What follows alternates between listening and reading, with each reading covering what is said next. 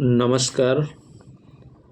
प्रणाम स्वीकार करिए सुनील यादव एडवोकेट यथार्थवादी का।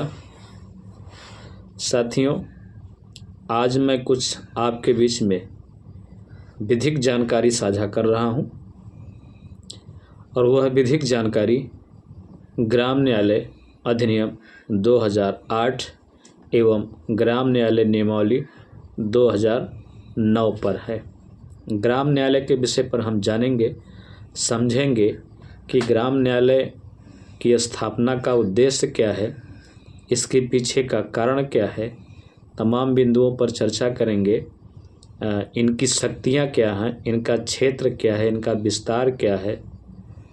इससे पहले आप सभी से निवेदन है कि आप सभी यदि हमें फेसबुक पर देख रहे हो तो कृपया फॉलो ज़रूर करें, और यूट्यूब पर देख रहे हो तो सब्सक्राइब कर बेल आइकन की बटन अवश्य प्रेस करें, जिससे मेरे द्वारा इसी तरह विधिक वीडियो का नोटिफिकेशन छोड़ा जाए तो आपको मिल जाए और सबसे पहले आपके पास पहुंचे, इसके बारे में आपको जानकारी मिले। आइए अविलंब चलते हैं ग्राम न्यायालय। ग्राम न्यायालय अधिनियम 2008 ग्राम न्यायालय अधिनियम 2008 का सफ़र कहाँ से शुरू होता है, इस पर हम बात करते हैं और इसका उद्देश्य क्या है, इसकी अधिकारिता क्या है। तमाम बिंदुओं पर इस एक 10 मिनट के वीडियो में मैं इसको बताऊंगा और क्रमशः अलग अलग एपिसोड बना करके इसको बारी बारी आपके सामने रखूंगा। जानकारी जो भी मुझे है वो आपको साझा करूंगा। 7 जनवरी 2009 नागरिकों को उनके घरों पर न्याय तक पहुंच उपलब्ध कराने के प्रयोजन के लिए साधारण जन स्तर पर ग्राम न्यायालयों की स्थापना करने और यह सुनिश्चित करने के लिए कि किसी नागरिक को सामाजिक, आर्थिक या अन्य निःशक्तता के कारण न्याय प्राप्त करने के अवसरों से वंचित नहीं किया जाए और उससे संबंधित या उसके आनुषंगिक विषयों का उपबंध कराने के लिए अधिनियम भारत के गणराज्य के 59वें वर्ष में संसद द्वारा निम्नलिखित रूप में यह अधिनियमित हो। ग्राम न्यायालय की स्थापना का उद्देश्य गरीब, शोषित, वंचितों तक न्याय पहुंचाना। प्रायः जनपद के मुख्यालय में न्यायालय हुआ करते हैं या तहसील के मुख्यालय में न्यायालय हुआ करते हैं, जिससे गरीब एवं निर्धन तबके के लोग दूर तक पहुंच नहीं पाते हैं, लिहाजा वो न्याय नहीं पाते हैं और बिना लड़े ही हार जाते हैं। सुदूर काल में पहले से हमारे न्यायविदों ने इस कल्पना को देखा, समझा, अनुभूत किया और उस पर विचार किया, जिसको सांसद के पटल पर कैबिनेट में लाया गया और अंततः इसको 2008 में ग्राम न्यायालय के रूप में अधिनियमित किया गया, जिसका उद्देश्य है प्रत्येक ग्राम में ग्राम पंचायत स्तर पर न्यायालय की स्थापना की जाए और निःशक्त जन जो हैं उनको न्याय उपलब्ध कराया जाए। इस समय ग्राम न्यायालय की स्थापना करीब करीब कुछ ज़िलों में, कुछ प्रांतों में हो चुकी है। जैसे मेरे प्रयागराज में एक ग्राम न्यायालय की स्थापना मेजा में, दूसरा हमारे यहाँ हडिया में और तीसरा फूलपुर में। ये 3 ग्राम न्यायालय संचालित हो चुके हैं। तो चलते हैं उद्देश्य और कारणों के पर चलते हैं। निर्धन और सुविधा से वंचित व्यक्ति की न्याय तक की पहुंच एक विश्वव्यापी समस्या बनी हुई है। संविधान का अनुच्छेद 39 क राज्य को यह निर्देश देता है कि वह यह सुनिश्चित करेगा कि विधिक तंत्र इस प्रकार काम करे कि समान अवसर के आधार पर न्याय सुलभ हो और वह विशिष्टतया यह सुनिश्चित करने के लिए आर्थिक या किसी अन्य निर्योग्यता के कारण कोई नागरिक न्याय प्राप्त करने के अवसर से वंचित न रह जाए। उपयुक्त विधान या स्कीम द्वारा या किसी अन्य रीति से निःशुल्क विधिक सहायता की व्यवस्था करेगा।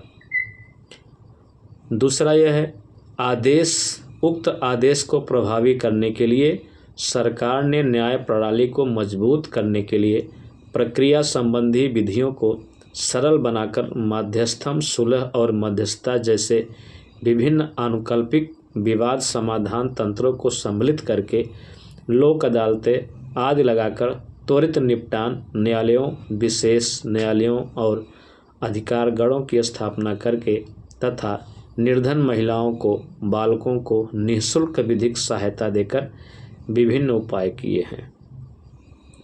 साधारण जन स्तर पर न्याय तक पहुंच उपलब्ध कराने के लिए भारत के विधि आयोग ने ग्राम न्यायालय के संबंध में अपनी 114वीं रिपोर्ट में ग्राम न्यायालय की स्थापना करने की सिफारिश की है, जिससे सामान्य व्यक्ति को त्वरित, सस्ता और सारवान न्याय उपलब्ध कराया जा सके।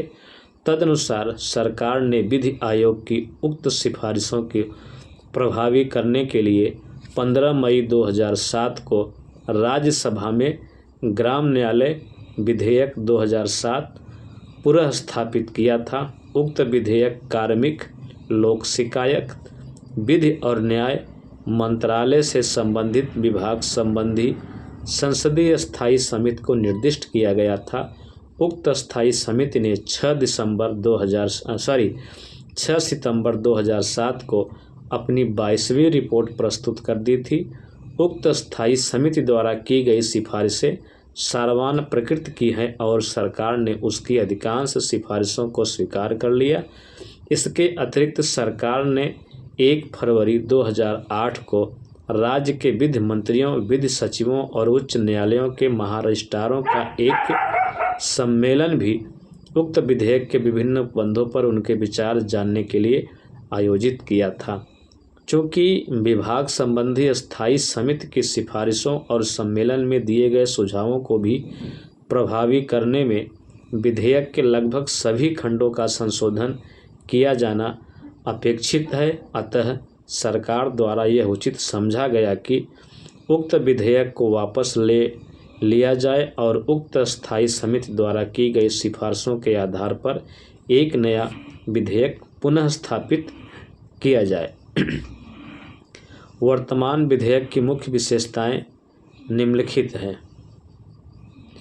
ग्राम न्यायालय प्रथम वर्ग न्यायिक मजिस्ट्रेट का न्यायालय होगा और उसके पीठासीन अधिकारी, न्यायाधिकारी की नियुक्ति राज्य सरकार द्वारा तथा उच्च न्यायालय के परामर्श से की जाएगी।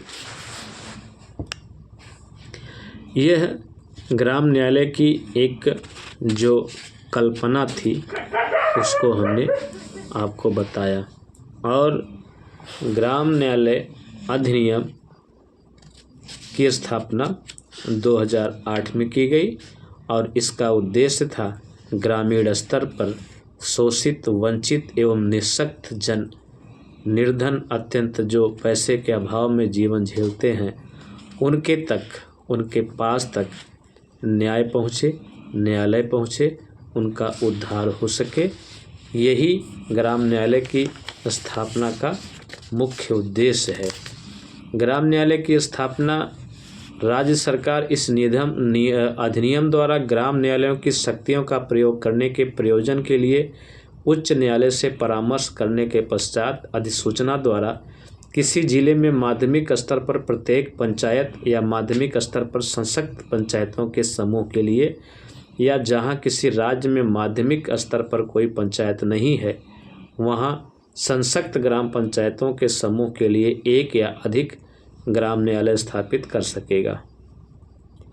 राज्य सरकार उच्च न्यायालय से परामर्श करने के पश्चात अधिसूचना द्वारा ऐसे क्षेत्र की स्थानीय सीमाएं विनिर्दिष्ट करेगी जिस पर ग्राम न्यायालय को अधिकारिता विस्तारित की जाएगी और किसी भी समय ऐसी सीमाओं को बढ़ा सकेगी, कम कर सकेगी या परिवर्तित कर सकेगी। ग्राम न्यायालय के मुख्यालय कहाँ स्थित होंगे, इस पर चर्चा करते हैं। ग्राम न्यायालय, प्रत्येक ग्राम न्यायालय का मुख्यालय उस माध्यमिक पंचायत के